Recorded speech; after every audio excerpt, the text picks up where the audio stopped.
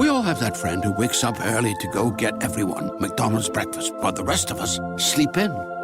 This is your sign to thank them. And if you're that friend, this is us saying thank you. Just a friendly reminder that right now, get any size iced coffee before 11 a.m. for just 99 cents. And a satisfying sausage McMuffin with egg is just $2.79. Price and participation may vary. Cannot be combined with any other offer or combo meal. Ba-da-ba-ba-ba.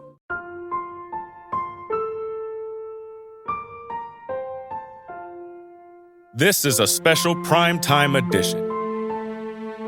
Have faith. Let It Begin and Endless Hope Inc. presents a new series entitled Personal Testimonies. Here is your host, Angel Santana, and special co-host, Clinton Knapp. Hello, everyone, and welcome back to the Have Faith, Let It Begin, Endless Hope collab. It is another Wednesday edition. We're back. If you just caught us, and I know you were mad last week, here we go. We're not going to waste time. We're going to pick up right where we left off. Clinton went in for a 45-minute procedure, what should have been, ended up being 11 hours. He opens his eyes. All of the doctors are there. No family. But then all of a sudden, the doctors finish what they're doing. They walk out, and the family comes in. And Clinton will continue from there. Yes. So, yes, jumping right back into it. Yeah, so the doctors leave. My family comes in, and like I said before, they gave me a little, Clip Notes version of what happened. Not the whole truth. I'm assuming not to scare me or to make me nervous with what's going on. I think mainly in part because they wanted me to hear it from the doctors versus them, maybe because they felt like they would deliver the message incorrectly or whatever. I don't know. So the doctors came in. I spent some time with family and stuff like that. The doctor who performed the biopsy the first day I was in Westchester has now become the doctor who's taking over. My doctor from Arden Hill, who diagnosed me, is in the background of the picture, so to speak. This doctor from Westchester Medical Center is now in charge and is the lead cardiologist taking control and care of me. With him, I meet another doctor, a female doctor, great woman. I love her to death. They come in and introduce themselves and kind of give me a breakdown of what's going on. They didn't really harp too much on what had happened during the procedure, but just explained to me where we were at and where we were heading. At that point, I learned that my heart was severely damaged and that I wasn't going to just get better overnight, and the chances of me going home tomorrow or next week were slim. I was going to be here for a while. They needed time, and by sending me home would do more damage than any good. So I had no choice but to say, here I am. Let's do it. So they keep me. Now I'm down to visits with family and friends one at a time. And I'm trying to divide it up between family. And I'm noticing now that I'm more tired than normal. I spend a lot more time taking short naps and resting. Even with having a visitor in the room with me, they're in a chair watching TV with me, and during conversations, in pauses, I fall out, fall into a sleep, a light nap, so to speak. And then I wake up and we chat some more, and maybe they go out, or maybe I wake up and there's no one there, and the nurse says, "Oh, they stepped out because they noticed you were sleeping. They wanted to let you rest a little bit. I'll go get them." And she goes, or he goes and grabs whoever was there, and we rotate out. I've got at this point, it's a lot of friends and family coming from, because now I'm in Westchester Medical Center, so they're coming from upstate New York, traveling down to visit and to see me, and just to keep me. And you haven't seen your son? No. At this point, I have still not seen my son, and it's probably been a good week. All of this happened within probably about a week span. Wow. um, or so it felt like a week. Um, so I spend some time visiting. The day goes on, stuff like that. Some family never leaves. They sleep in the waiting room in chairs.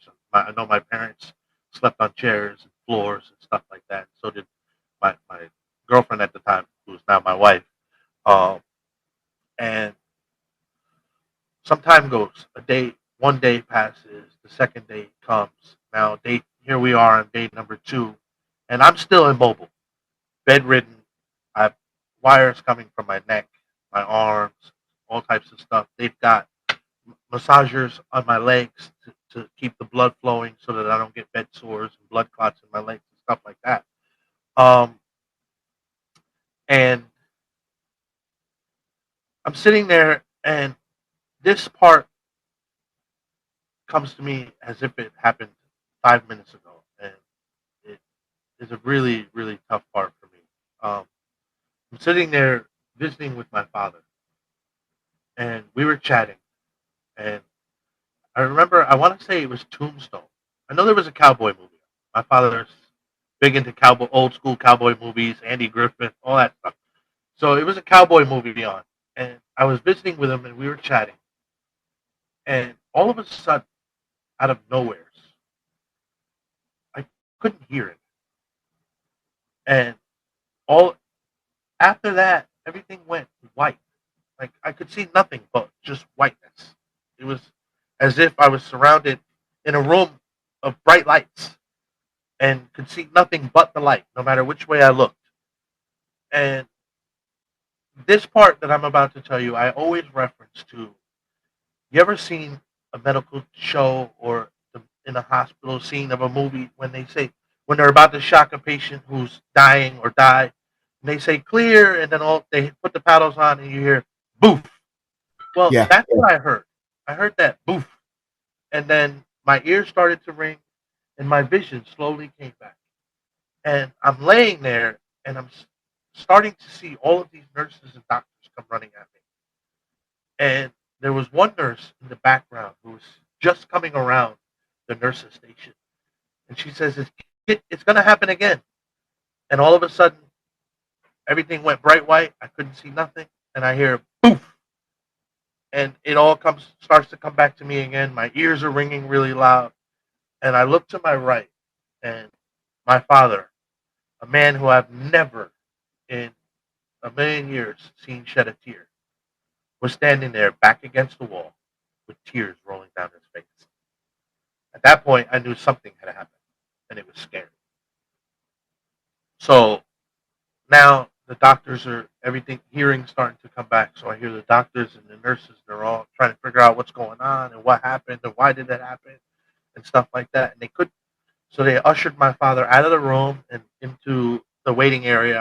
I'm assuming where they were able to have the room to themselves to work on me. At which point, the doctor who performed my biopsy, the one who's now in charge, he comes in and he says to me that the defibrillator went off twice. That's what I experienced. So now things are starting to be a little bit more clear. So I said, okay, so where are we? Where do we go from here? He then looked at me and he says, well, it gets worse because when it went off, it didn't. Normally, it's supposed to help. He says, but it went off twice, and it actually damaged the heart more. So now my heart is even weaker. So I asked him, what do we do now? So it assures me. He says, well, I have a team because Westchester Medical Center is a teaching facility. He says, I have a team here with me. We're going to disconnect the defibrillator here while you're in the bed. He says, it's simple as going in through because I had a port in my neck, in the jugular. He says, it's just as simple as going in there, reaching, getting to the heart, grabbing the wires, and just simply unplugging them and leaving them there for now until we remove it. He says, we're going to do that. He says, and then we're going to insert a balloon pump so that way the heart itself can rest and the balloon pump will pump for you and keep you he says it should make you feel a little bit better than you have in the past few days. He says, and that way we're hoping that the heart, now not having to work, will be able to rest and recuperate and gain some strength back. So again, now I have no choice. I can't say, well, no, I want to go home because it's not an option. No, you're in it now. That's not an option. Yeah, So backtrack for a second. I mean, I think you just clarified it, but I want to make sure. You were talking with your dad, and then all of a sudden it just went white. So clearly your heart must have stopped, and the defibrillator did its job. So you thought, and then it did it twice, but that unfortunately did the opposite. It affected your heart, damaged your heart. Looking back today, I mean, obviously you know what happened, but did it almost feel like you were just like, I don't even know how to explain it. You just were in a different world for like what, 2 seconds? I mean, bright lights. That would scare me. Yeah. No, I definitely felt like I wasn't at home anymore. Yeah, I was right. confused. Um, it wasn't like anything else that I've experienced, because like I said, when I went in for the procedure, it was like taking a nap. To Right. where this was, I felt like I was there, and like everywhere I looked was just Yeah. all white. So I knew that something different was going on. Right. Yeah. All your Going senses were being just, they were Yeah, just all being touched. yeah, Wow. definitely. Um, so we discussed the balloon pump, and there was no. To be honest, at this point, there's no saying yes, no. It's really the only option I have at this point. So the doctors go ahead with the balloon pump. They put the balloon pump in, and it's doing its job. Now, I mentioned another doctor who came in with the doctor who performed, the doctor who is now taking control, a female doctor. Um, she comes in that night, and she sits at my bedside, and she says, "We need to have a talk." And my mother was with me at this point in time, I believe. Um, and she says, "We're at the point to where your heart is really bad. We don't believe that there's any saving it, that it's just going to go downhill from here. So we believe the best course of action, the best only option we have, as long as you agree to it, is to place you on the heart transplant list." She says, given your current condition and state, she says, you will go straight to the top. She says, there will be no one, nowhere above you.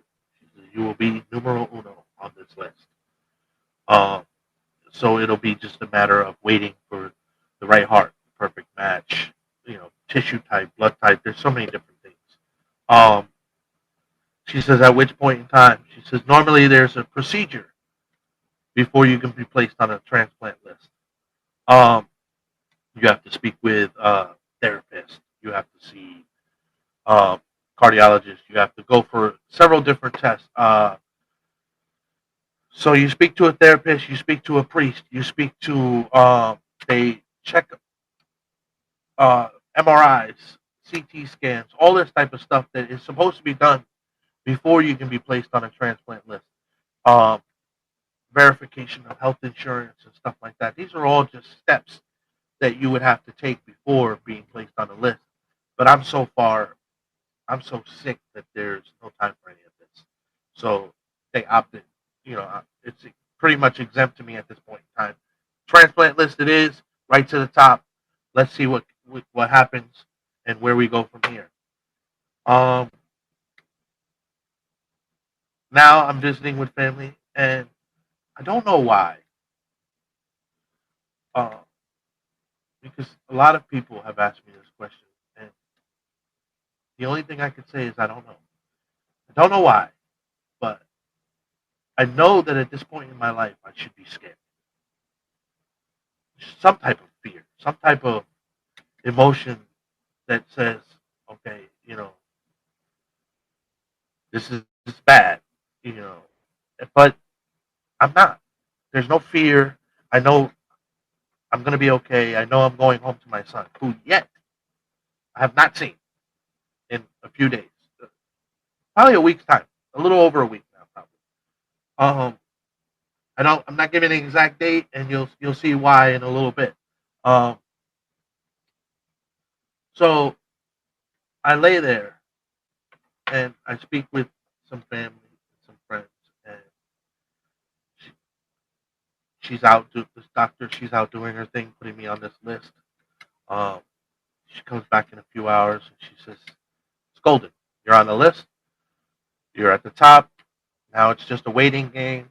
During this time, we'll try to perform some of the procedures that we need to. Because again, like I said, there's a long list of things you need to do. You have to see a dentist, all types of stuff." So I say, okay. Now it's later on in the evening, spending some time with family and friends and stuff like that, on and off, rotating them out. But now I have an even shorter span of time that I'm awake.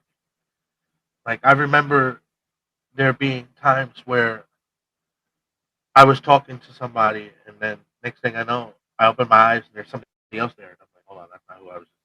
I'm out of it. I know where I am, but I don't know what's going on anymore. Um, and I don't know if it's the medication or if it's just the the body saying shutting down and not. I can't, because the heart is, at this point, it's sleeping. It's not even beating. There's a balloon in my chest beating for me. Um, so that happens for a day or two. So now it's day two, and I spend the day again visiting with family and friends on and off. Now I remember it's dinner time. My mother comes in. I don't remember eating, but I remember her sitting next to me eating. Um, and we're spending some time together.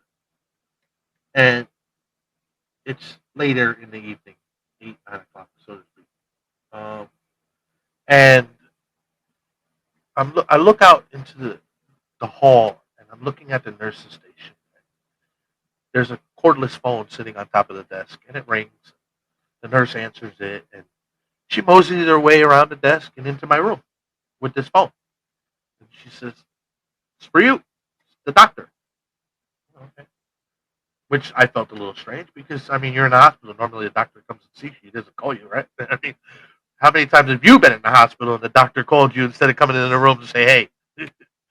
um, so I pick up the phone and I say hello, and he tells me who he is, and he says, "I have good news." I said, "What's that?" He says, "We have a heart." And I'm like, "No way." He's like, "A heart is available, and it's a match. The only thing is, um, there's a few things that have to happen." So one of the things when they put you on a transplant list, especially a heart, okay, I don't want to say for all organs, because I can't speak for all organs. I can only speak for the heart. Is they have to tell you certain things. So one of the things they have to tell you is if the organ is compromised. So now when I say compromised, I mean if you've ever spent one night, or even 1 hour, or even 5 minutes in a jail cell, whether it be in the city jail, the town jail, or whatever. Maybe you got pulled over and your license was suspended, or there was a mix up and they took you to the police station. If you've ever been in there for just a short amount of time, your organs are compromised because you've been in an area where else has been who may have had HIV, hepatitis, something. So now your organs are compromised. Or it very well could have been an organ from a drug user, an IV drug user, or anything. You don't know. They can't tell you this. They don't know this information. They just know the organ is compromised. So he tells me the organ is compromised, and it's up to me whether I want to take it or not. Um, my first response was, "What would you do?" He says, "I can't tell you that information." He says, "I can't help you decide. You have to decide on your own." So now, as I mentioned, my mother was on my left-hand side in a chair with me at this point in time. I looked over at her and I said, Mom, what would you do? And as she was getting ready to tell me what she thought, the doctor said to me, I'm going to give you 5 minutes. I'll call back in 5 minutes. At that point in time, I need an answer. He says, if you can't tell me yes or no, I have to send this organ down the road so that it can help someone else before it's too late. I said, okay. I hung up the phone. I looked at my mother to finish our conversation, and she looked at me and she says, baby, I can't decide for you. You have to decide. You're an adult, and this is a decision you have to make. I can tell you what I want, but this is based on you. This is up to you. You are a grown man now. And she says, and you have to make this decision. And I said, okay. And I started to get tears in my eyes, and I thought, and I was thinking, and then the phone rings, and I answer it, and it's the doctor. And he says, what's your answer? And I said, I want it. He says, great. They'll be there to start prepping you soon. He says, we'll go into surgery tonight. I said, okie dokie. I hung up the phone with him, gave the phone back to the nurse. She then informed me that I could have a little bit of time to speak with some family, and then they needed to start the procedure to prep me for a heart transplant that I was going to have that night. And that is where we leave you. At this time, I think it's only fitting that we take a moment to be grateful for the opportunity that presented itself for Clinton. I was not around during that time. You'll know how I get introduced to Clinton much later, because believe me, the story hasn't even begun yet. But there are so many of you out there today that may be experiencing or have experienced the same situation or ordeal. We encourage each and every one of you to reach out to Clinton. Take a look at his website. I will have that posted. But it is called Endless Hope Inc. And their line is quite simple. Their message is fueling hope one life at a time. If you feel that you need to speak with Clinton, if you would like to bounce ideas off of him, he is such a good, inspirational person, and he has so much to offer you. Our mission and our goal here is not to go out and become famous. No, it's to help change the life of one person at a time, because it already happened to Clinton, and there's much more to talk about. We'll leave you there, and we'll hope that you will continue to join us as we continue this journey next Wednesday. Have faith, let it begin, and Endless Hope Inc. reminds you that fueling hope one life at a time is the key. Follow your dreams and stay true to your heart. Thank you, and have a great night. Hey, Have Faith family. Don't forget to like, subscribe, and share the podcast with your friends. Visit our website, havefaithletitbegin.com. We would love to hear your feedback.